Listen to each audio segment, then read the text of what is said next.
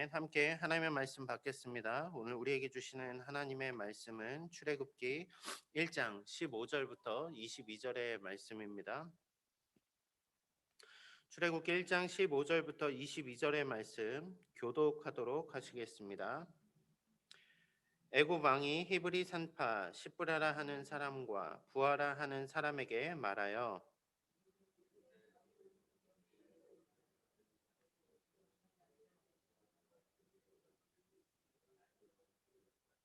그러나 산파들이 하나님을 두려워하여 애굽 왕의 명령을 어기고 남자 아기들을 살린지라.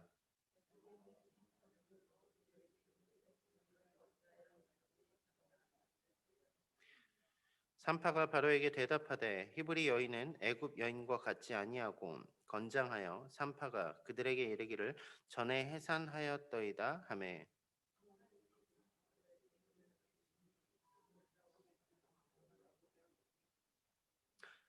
그 산파들은 하나님을 경외하였으므로 하나님이 그들의 집안을 흥왕하게 하신지라. 그러므로 바로가 그의 모든 백성에게 명령하여 이르되 아들이 태어나거든 너희는 그를 나일 강에 던지고 딸이거든 살려두라 하였더라. 아멘.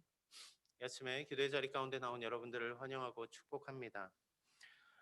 신앙생활을 하다 보면 사회생활과 신앙생활의 그 간격, 넓은 간격 때문에 괴리감을 느낄 때가 많이 있습니다. 교회에서는 성령이 충만한 삶을 가르치는데 세상에서는 처세에 능한 사람이 옳은 사람이다. 이렇게 이야기를 하더라는 것이죠. 예전에 술에 대해서 고민하는 청년과 대화를 나눈 적이 있었습니다. 교회도 열심히 섬기고 리더고 찬양 인도도 하고 찬양팀 사역도 하고 그런데 문제는 술을 끊지 못한다라는 것이었습니다. 아니 더 정확히 표현하면 교회에서는 정말 열심히 하는 크리스찬인데 세상에 나가서는 정말 열심히 노는 크리스찬이더라는 말입니다. 왜 그렇게 그것을 끊지 못하는가? 결국은 그 이유를 들어보니 이런 이야기였습니다. 세상 친구들과는 다 술로 연결이 되어 있는데 내가 술을 끊어버리고 나면 모든 인간관계가 단절될까봐 그것이 두렵습니다. 친구 관계 때문에 어쩔 수 없이 마시다 보니 계속 그러한 삶을 살게 되더라는 말이죠. 사실 술만의 문제는 아닐 것입니다. 세상에서 우리가 살아가다 보면 그리스도인의 삶과는 다른 그 이면의 삶, 어떤 그 세상의 방법을 쫓아 살도록 우리는 날마다 강요를 받고 있더라는 말입니다. 이 정도는 다 남들 하는 일인데 왜 굳이 그거를 그렇게 독특하게 해? 그렇게 유별나게 굴어? 교회 다니는 게 자랑이야? 뭐 이런 것들이죠. 눈 한번 찔끔 감으면 편할 텐데 뭐 이런 이야기들로 우리의 삶에 신앙에 지키려는 그 본분들을 포기하도록 자꾸 세상은 조금씩 조금씩 우리를 이렇게 밀어붙이더란 말이죠. 아니 조금 더 솔직하게 얘기해 봅시다. 실은 우리가 그리스도인이라고 말하면서도 우리는 세상의 눈치를 봅니다. 이렇게 해도 될까? 이렇게 하면 안 될까? 자꾸 그러다 보니까 세상 사람들의 신념에 맞춰 사는 것 같아 보이게 나의 삶을 포장하다 보면 어느 순간 세상 사람과 똑같은 길을 걸어가게 되더란 얘기죠. 하나님의 자녀이면서 하나님의 자녀라 세상 가운데 빛과 소금의 사명을 감당해야 된다 말하면서 왜 우리는 자꾸 세상에서는 세상의 법대로 교회에서는 교회의 법대로 자꾸 그러한 삶을 두 개 이중 생활을 하게 되는 것일까요? 오늘 성경은 세상의 도전 가운데 마주한 두 여인의 그 모습을 기록하고 있습니다. 이 여인들은 세상에 아주 큰 도전을 받게 됩니다. 너희가 그렇게 할 거니 아니면 세상의 방법대로 따를 거니? 너희가 하나님의 뜻대로 살 거니 아니면 우리가 말하는 그 룰을 지키며 살 거니? 세상이 이러한 도전을 하는 가운데 여인들은 하나님의 뜻을 선택하며 살아가는 그 기준을 그 방법을 우리에게 제시하고 있습니다. 세상 가운데 그리스도인으로 살아가야 되는 오늘 우리의 삶 가운데 본문 말씀이 우리의 삶에 많은 도전을 주는 시간 되기를 주님의 이름으로 축원합니다. 오늘 본문을 살펴보기 위해서는 어제 말씀을 더 살펴봐야 될 것 같습니다. 어제 이스라엘이 고난을 왜 당하였는가가 기록이 되고 있더라는 얘기죠. 본질적인 역사적인 이유는 요셉을 알지 못하던 새로운 왕이 나왔기 때문에 그렇습니다. 이 왕은 역사적으로 보면 힉소스 쪽의 투트모스 1세라고 많은 사람들이 이야기를 합니다. 전혀 다른 민족이 왕이 되었다라는 얘기죠. 그러니까 요셉을 기억하지 못합니다. 문제는 요셉과 함께 온 사람들도 그들의 눈에는 뭔가 조금 달라 보이더라는 이야기입니다. 이민자의 생활을 사셔서 아시겠지만 여러분들이 처음 여기에 오고 정착하시면서 영주권을 받고 나서부터는 마음이 한결 여유가 생기지 않습니까? 왜요? 특별한 이유가 아니고선 쫓겨나지 않아도 되니까요. 여기 사람들처럼 살 수 있으니까요. 그러다가 시민권을 얻게 되면 이제는 내가 좀 더 완벽한 호주 사람이 되기 위해서 그 여러 룰들을 따라가며 더 많이 노력을 하게 되겠지요. 실제로 이스라엘 민족들은 처음에는 목축업을 하는 사람들로서 고센 땅에 정착을 한 정착민이었습니다. 그런데 요셉의 시대 그들은 점점 그곳에서 거주하며 살아가며 애굽 정착민으로서 영주권을 가진 사람과 같은 삶을 살았다라는 이야기입니다. 그런데 어느 날 갑자기 여러분 생각해 보십시오. 호주 정부에서 영주권 가진 사람들 중에서 한국 사람만 특별히 다 갑자기 노예 제도로 전락시켜 버리고 우리는 할 수 있는 일이 노동 어느 현장에서 한국 사람들은 그 일밖에 할 수 없다라고 말하보면 그렇게 말한다면 이게 얼마나 불편한 진실이 됩니까? 그런데 이스라엘이 겪은 문제가 그런 문제였다라는 것입니다. 원래는 목축업을 하는 동등한 하나의 민족으로 그 나라에 살아가는 사람들이었는데 자꾸 그들이 커지다 보니 강대해지다 보니 견제를 하게 되더라는 얘기입니다. 강제 노역을 시킵니다. 목축업을 하던 사람들을 건축업으로 강제 전향을 시킵니다. 그래도 마음이 편치 않습니다. 그래서 나오는 조치들이 바로 오늘 본문에 나오는 조치들인 것입니다. 15절에서 16절에 보면 오늘 이렇게 기록을 합니다. 애굽 왕이 히브리 산파 시브라라 하는 사람과 부하라 하는 사람에게 말하여 이르되 너희는 히브리 여인을 위하여 해산을 도울 때 그 자리를 살펴서 아들이거든 그를 죽이고 딸이거든 살려두라. 산파 둘을 부릅니다. 아마 산파 중에 거의 그 지도자급이 아니었을까 생각을 합니다. 성경은 그 여인들의 이름을 시브라와 부하라고 짓고 있습니다. 어, 조용히 이스라엘의 민족을 말살시키기 위한 정책을 찾아낸 것이죠. 무엇입니까?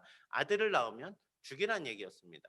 산파들이 아들을 죽이면 국가적으로 뭔가 이스라엘 민족을 막 탄압하는 것 같은 모습을 보이지 않고도 죽일 수 있더란 얘기입니다. 그냥 조용히 죽이는 일. 처음 국가가 선택한 일은 그런 것이었습니다. 애굽이 왜 이스라엘의 남자 아이들의 출생을 두려워한 것이었습니까? 어제 말씀에도 보면 아시겠지만 자꾸 민족이 커져요. 민족이 점점 거대해질수록 실제 출애굽 당시에 민수기의 개수를 보면 60만 정도의 인구가 장정만 60만 정도의 인구가 갔다고 하니 어마어마한 군세가 될 수 있겠죠. 그것이 불안했던 겁니다. 다른 나라가 쳐들어왔을 때 이스라엘 사람들이 함께 내부에서 반란을 일으켜 버리면 이집트는 멸망하게 되겠구나 이런 고민 가운데 하게 된 결단이란 얘기죠. 실은 왕이 고민한 결단은 아직 일어나지도 않은 고민이었지만 어찌 보면 일어날 수도 있는 가능성에 대한 세상이 하는 올바른 그 대처 방법 중에 하나일 수도 있을 것입니다. 왜요? 세상에서도 어떻게 우리가 전략을 짭니까? 보통 그러지 않습니까? 기회가 있을 수 있고 위협적인 요인이 있을 수 있는데 기회는 살리고 위협적인 요인들은 제거하는 게 세상의 방법이잖아요. 이 왕도 어찌 보면 이스라엘이 위협으로 느껴지는 그것을 제거하기 위해서 오늘 이러한 결단들을 했더라는 얘기죠. 더 중요한 것은 히브리 산파들의 입장이 어떠했을까 우리가 살펴봐야 됩니다. 아이를 받는 그 소중한 일을 하는데 하나님의 백성들의 그 새로 태어나는 아이들을 받는 소중한 일을 하는데 왕이 명령을 내립니다. 여러분 이것은 웬만해서 노라고 할 수 있는 것의 문제가 아닙니다. 왜요? 이것은 자신의 생업이 걸린 문제이기도 하지만 실은 그들의 목숨이 걸린 일이라는 얘기죠. 민족을 배신할 것인가? 세상을 배신할 것인가? 왕의 명령을 어기고 내가 죽을 것인가? 아니면 내가 왕의 명령을 따르고 이스라엘 백성들의 다음 세대를 죽일 것인가? 중요한 결단의 순간에 놓였습니다. 어떻게 살아가야 하겠습니까? 실제로 우리가 받는 세상의 그 푸시들이 이런 것이 아닐까 생각해 봅니다. 세상은 우리에게 결단을 하라 말하죠. 그렇게 살지 말고 세상의 방법으로 살라고. 너 이번에 잘하면 이번 기회 놓치면 승진할 수 없을 거라고. 다시는 너가 내 말을 따르지 않으면 너와 관계하지 않겠노라고. 조용히 비자 받고 살고 싶으면은 시키는 것만 잘하라고. 뭔가 컨디션을 겁니다. 그리고 그것들을 지키지 않으면 우리가 이곳에서 쫓겨날 것 같은 아니 우리의 인생이 무너져 버릴 것 같은 그 말을 따르지 않으면 우리가 죽을 것 같은 그러한 압박들을 계속 하더란 얘기죠. 우리는 그 가운데서 고민을 하게 됩니다. 왕의 말을 들어야 할 것인가? 세상의 말을 들어야 할 것인가? 아니면 우리의 민족을 사랑하는 그 일을 해야 할 것인가? 하나님의 그 말씀대로 살아가는 일을 선택할 것인가? 결국은 이 두 가지의 상황 가운데 우리는 날마다 고민하며 서는 것, 그것이 오늘 우리의 삶 아닙니까? 본문은 이 두 여인의 상황이 그러했다라고 기록을 하는 것입니다. 왕의 명령 앞에서 그들은 불편하고 불합리한 명령을 받습니다. 어기면 죽고 지키면 자신들의 민족이 죽습니다. 어찌해야 됩니까? 이런 상황 가운데 어떠한 결단을 해야 될까요? 성경은 이 여인들이 위기를 어떻게 대처했는가 하는 모습을 18절에서 19절에 이렇게 기록하고 있습니다. 애굽 왕이 산파를 불러 그들에게 이르되 너희가 어찌하여 이같이 남자 아기들을 살렸느냐? 아이들을 죽이지 않고 살렸다란 이야기입니다. 그러면서 이렇게 이야기하죠. 산파가 바로에게 대답하여 이르되 히브리 여인은 애굽 여인과 같이 아니하고 건장하여 산파가 그들에게 이르기 전에 해산하였더이다 하매 여인들은 왕의 명령에도 불구하고 이스라엘의 아이들을 살립니다. 그러자 왕이 묻죠. 왜 내 말을 어기는가? 이 말은 이렇게 잔잔한 어조가 아니었을 것입니다. 지금 네가 말 잘못하면 넌 죽을 수도 있어. 이런 어조였을 것입니다. 이 어조 가운데 히브리 여인들은 실제로 거짓말을 합니다. 저는 이 부분에 좀 조심히 접근하고 싶습니다. 하나님의 일을 위해 우리가 선의의 거짓말, 하얀 거짓말 이런 표현을 하기도 합니다. 거짓말은 착한 거짓말이 있을까요? 옳은 거짓말이 있을까요? 거짓말은 실제로 왜 하게 되는 것입니까? 우리는 이 문제를 놓고 조금은 진지하게 접근을 해야만 우리 삶에 거짓말에 대한 정의들을 조금 더 올바르게 가져갈 수 있을 것 같습니다. 여러분, 거짓말에 대해서는 실제로 세 가지 면을 살펴봐야 할 필요가 있습니다. 사람의 행동을 이야기할 때는 세 가지 면을 반드시 살펴야 됩니다. 첫째는 의도가 선한가 그렇지 않은가를 봐야 됩니다. 내가 좋은 마음으로 하는가 나쁜 마음으로 하는가 의도를 봐야 된다는 얘기입니다. 두 번째로는 그 행동을 봐야 됩니다. 그 행동이 바른 행동이었는가 바르지 않은 행동이었는가. 그리고 마지막으로 결과를 봐야 됩니다. 그래서 그 결과가 선했는가 선하지 않았는가. 이 문제를 놓고 구분해서 본다라면 우리는 어떤 것이 덕을 세우는 일인가를 찾아볼 수 있게 되더란 말입니다. 예를 들어서 여러분 잘 생각해 보십시오. 환자가 너무 아파서 고통 가운데 있는데 도저히 못 참겠으니 의사 선생님을 붙들고 나를 죽여달라고 내가 너무 힘들다고 못 살겠다고 해서 물론 이것은 요새는 안락사에 대한 개념들이 조금 바뀌긴 했지만 어쨌거나 너무 힘들다고 하여서 의사 개인에게 부탁을 하고 그 의사가 너무 측은히 여기는 마음으로 선한 의도를 가지고 그 사람을 도울 마음으로 죽게 되는 약을 줬다고 생각해 보십시오. 의사가 직접적으로 죽이진 않았지만 그의 행동은 그 사람을 살리기 위해서 그 사람이 원하는 것을 해주기 위해서 하는 행동이었지만 결국 결과는 어떻게 됩니까? 사람을 죽게 맞는 것 아닙니까? 실제로 이 행동이 어떻게 취급돼야 되는가? 그것은 결과적으로 옳지 않다는 얘기입니다.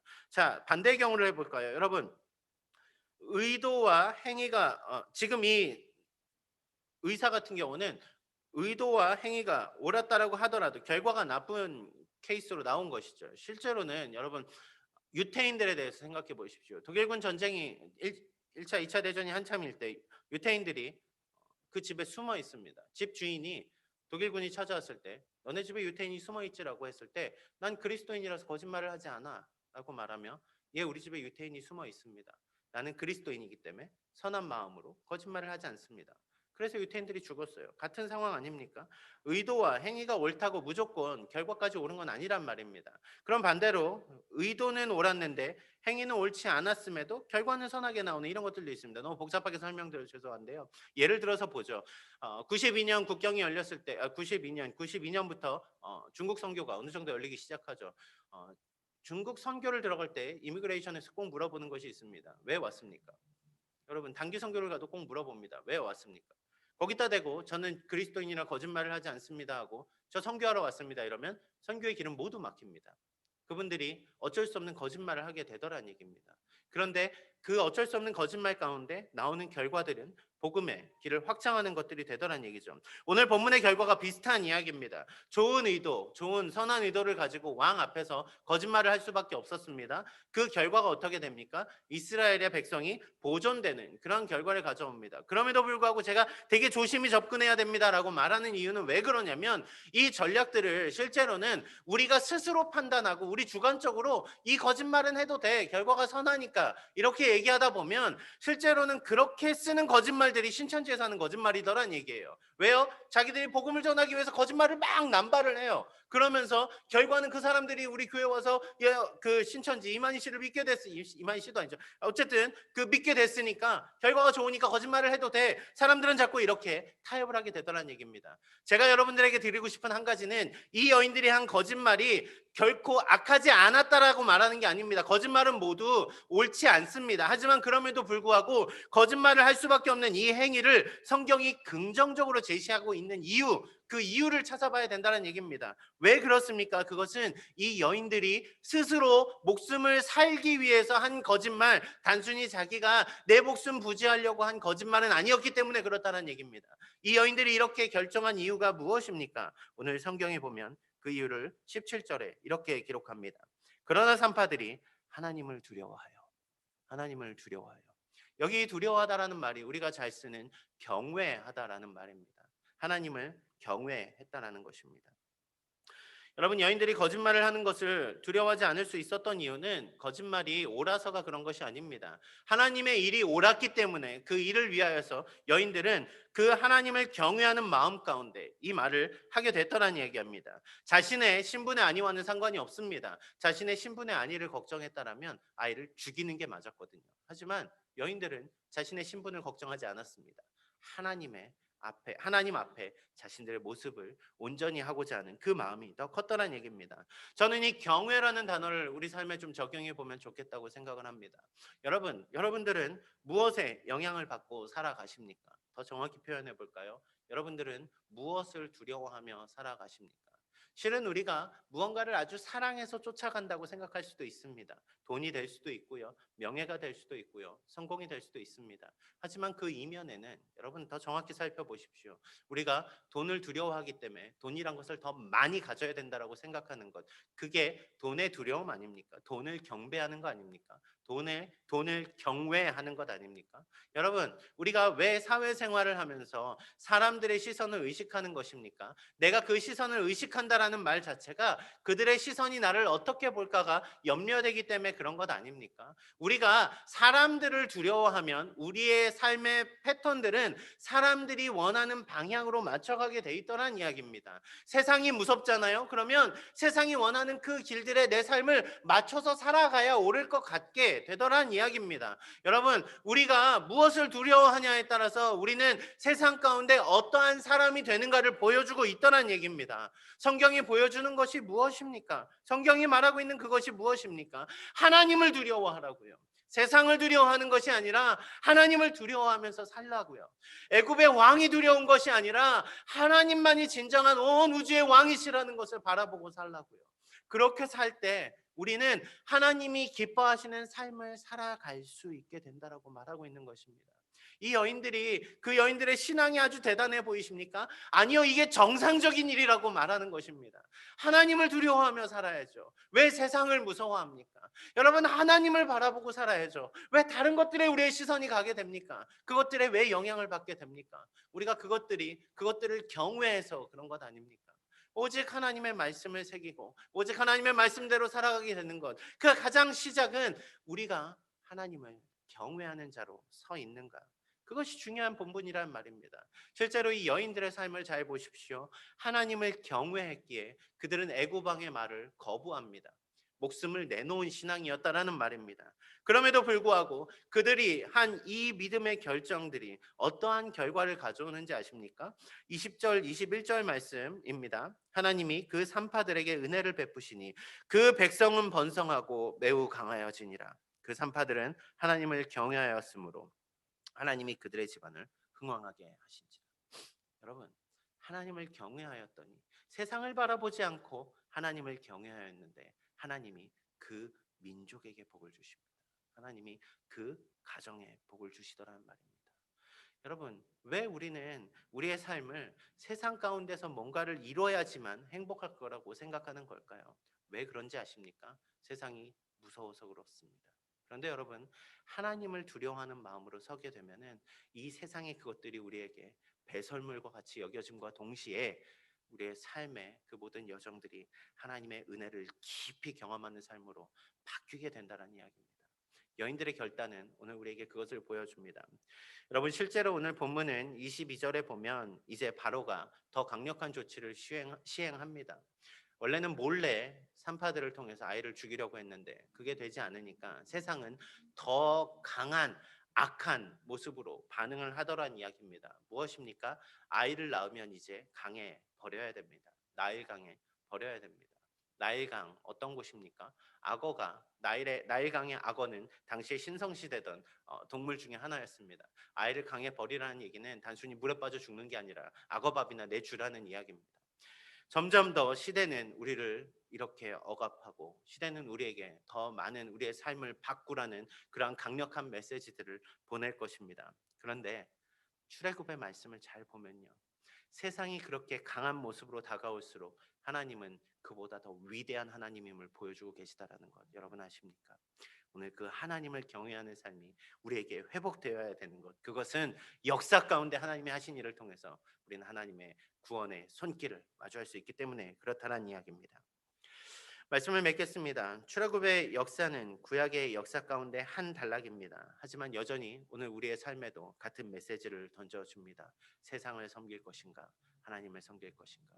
세상을 두려워할 것인가? 세상에 복속되어 살 것인가? 아니면 하나님을 두려워하는 마음으로 하나님의 백성으로 살 것인가? 하나님의 백성의 삶을 선택할 때 이스라엘은 언제나 하나님의 구원의 손길을 경험하게 됩니다. 그들이 광야에 있건 그들이 어떤 상황 가운데 놓였건 하나님만 경외할 때 그들은 하나님의 은혜를 보게 되더란 말입니다. 하지만 그들이 환경 가운데 환경이 영향을 받는 순간부터 그들은 하나님을 떠나는 일을 하게 됩니다. 여러분은 오늘 어떠한 삶을 사시겠습니까? 오늘 시브라와 부하가 보여주는 모습은 무엇입니까? 여러분, 시대의 어떠한 요구 가운데 우리는 어떤 반응을 하며 살아가십니까? 오늘 이 여인들의 결단과 같이 하나님을 경외하는 마음으로 여러분들이 서시기를 소원합니다. 세상의 그 어떠한 요구들 가운데서도 우리가 흔들리지 않을 수 있는 이유는 우리를 진정으로 책임지시는 분은 하나님 한 분이시기 때문에 그렇습니다. 하나님을 경외하는 삶, 오늘 우리의 삶 가운데 그 믿음이 회복되기를 소원합니다. 여러분들을 통해서 여러분들의 삶이 은혜를 발산하는 삶이 되기를 소원합니다.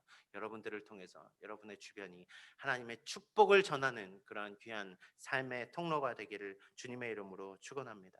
하나님을 경외할 때 우리의 삶은 변화됩니다. 함께 기도하시겠습니다. 사랑하는 주님 감사합니다. 오늘 하나님